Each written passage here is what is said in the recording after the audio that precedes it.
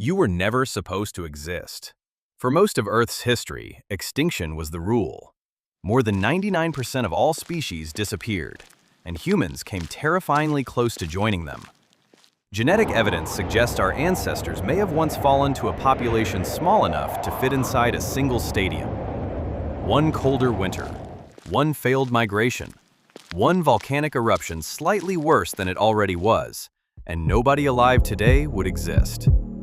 This is the story of how close humanity came to disappearing forever.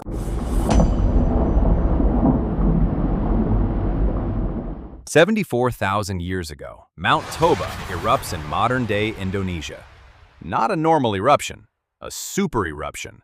One of the most violent volcanic events in the last 2 million years. 2,800 cubic kilometers of ash and rock blast into the atmosphere. Sulfur dioxide spreads across the sky. Sunlight weakens. Temperatures fall. In some regions, the cooling may have been catastrophic. A decade without normal summers. Plants fail first. Herbivores starve next. Then predators. The food chain begins collapsing from the bottom up. And somewhere inside that darkness, humans are trying to survive. Genetic evidence suggests humanity passed through a severe population bottleneck around this period. Possibly only a few thousand humans remained alive. Maybe fewer. Enough to fit inside a modern sports arena. Closer to extinction than giant pandas are today. The survivors were probably not the strongest humans. They may simply have lived in places resilient enough to endure environmental collapse. Tropical coastlines, freshwater refuges, areas where shellfish and edible plants remained available while ecosystems failed elsewhere. Places where survival stayed barely possible. For perspective, there may have been more wild tigers alive on Earth than humans. We did not conquer the planet. We barely clung to it.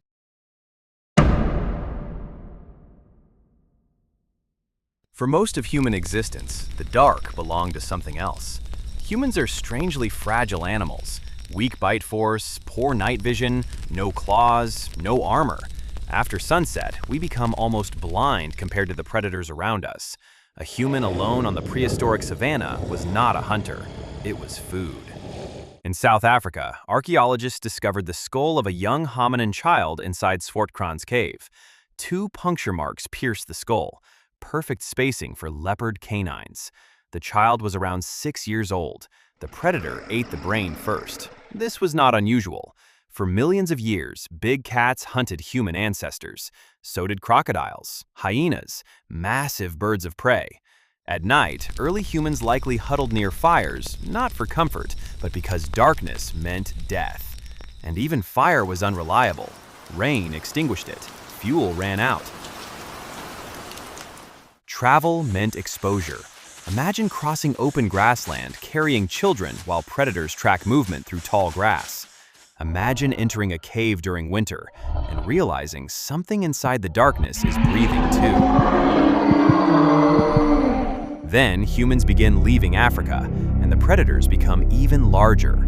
Ice Age Europe contains cave bears weighing nearly 1,000 kilograms, cave lions larger than modern African lions, pack predators that had never evolved to fear humans. You are holding a wooden spear. The bear is holding claws the length of your fingers. You need to get close enough to strike, close enough to smell carrion on its breath, close enough that if you miss, there is no second attempt. Small populations cannot absorb constant losses, lose too many children, too many hunters, too many mothers, and the population stops recovering. So humans adapt, slowly. Fire becomes more controlled, groups become larger, knowledge becomes transferable. A spear throw becomes an atlatl, then eventually a bow. Not inventions that guaranteed survival, just inventions that made extinction slightly less likely. From 50-50 to 51-49.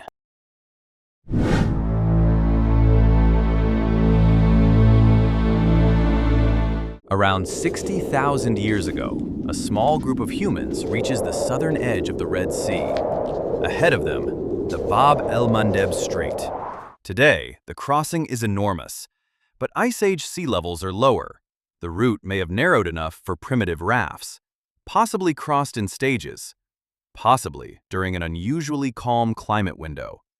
We still don't know exactly how they made it. We only know that some of them did, and that nearly every non-African human alive today descends from this migration. Europeans, East Asians, Indigenous Americans, Australians, Pacific Islanders. Trace the line backward far enough, and it converges here, at a crossing that could easily have failed. Earlier migrations probably did fail. Human groups reached the Middle East long before this, and vanished. Dead lineages, erased populations, nothing left except fragments in caves and traces in stone tools. The successful migration may have survived partly because of timing. Rainfall increases, vegetation expands, game animals return. For a brief moment, the route becomes survivable. Timing. Again and again, survival comes down to timing. Later, humans enter Australia. This requires open water crossings, not rivers, ocean. Somewhere tens of thousands of years ago, humans looked into open sea and kept going anyway. One failed voyage, one storm, one wrong current, and an entire future population never exists. Then comes Siberia, then eventually the Americas. Again, timing matters. Glaciers open narrow corridors, sea levels expose land bridges. Miss the climate window, and the route closes for thousands of years. Human history was not a smooth expansion. It was a series of narrow gates that almost shut before we passed through them. This was not exploration. It was eviction with a deadline.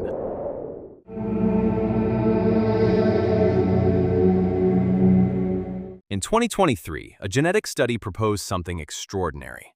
Around 900,000 years ago, the ancestors of modern humans may have passed through an extreme population collapse. Not for centuries, for over 100,000 years. The estimated breeding population? Around 1,280 individuals. For 117,000 years. A population smaller than many apartment buildings today. Spread across enormous distances. You could walk for weeks and never see another human.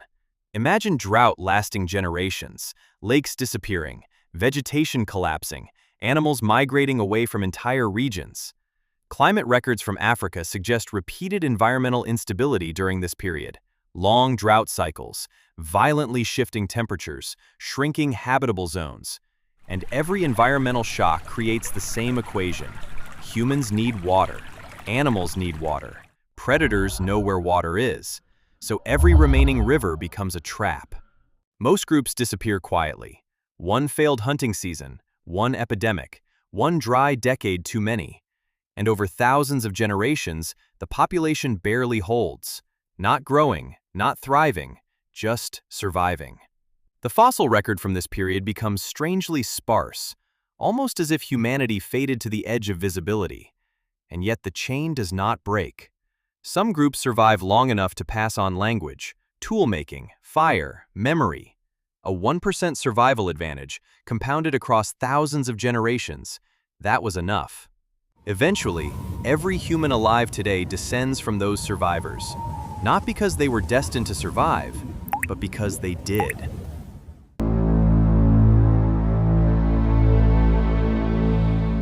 Humanity survives the bottlenecks.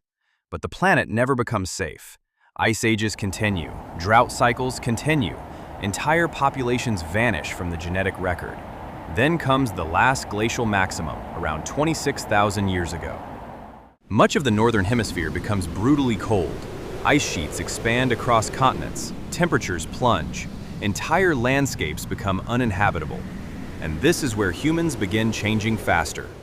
Bone needles appear, tailored clothing, insulated shelters, food storage, long-distance trade networks. For perhaps the first time, humans stop surviving only as animals and begin surviving as connected systems. If one valley loses food, another group can help. If one hunter dies, knowledge remains inside the tribe. Information itself becomes survival technology. And even then, the margins remain razor-thin. 20,000 years ago, the total human population may still have been smaller than modern New York City. One supervolcano, one sufficiently lethal pandemic, one cascading ecological collapse. Any of these ends the story before civilization begins. But somehow, it doesn't. They weren't trying to change history. They were trying to survive one more winter. Which prehistoric bottleneck feels least survivable to you? The years of famine, the predator-filled nights, or the migrations that could fail once and erase entire bloodlines forever?